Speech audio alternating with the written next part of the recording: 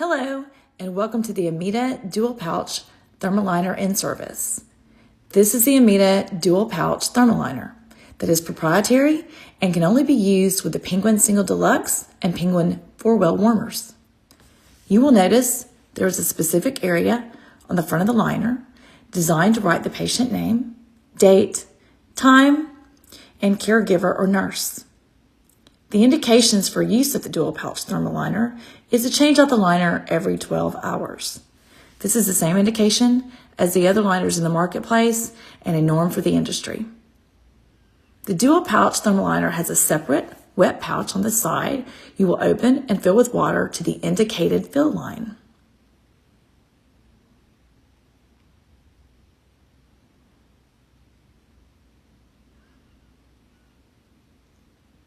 Then you will push out any extra air and seal the blue wet pouch opening by pressing it closed all the way across. It is good to always press across and leave about an inch so that you can again make sure all the air has been removed before sealing completely.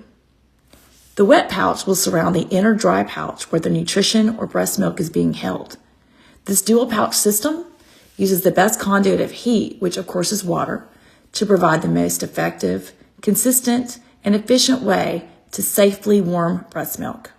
This is compliant with the CDC recommendation to remove all contaminated water or fluid environmental reservoirs wherever possible. The dual pouch Thermaliner removes any reservoirs for water by having the water sealed into a separate pouch that never comes in contact or direct contact with breast milk, the container, or the warming unit itself.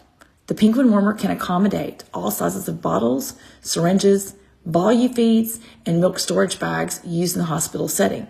And the Penguin is the only warmer that can accommodate enteral syringes over 60 mL or milk storage bags.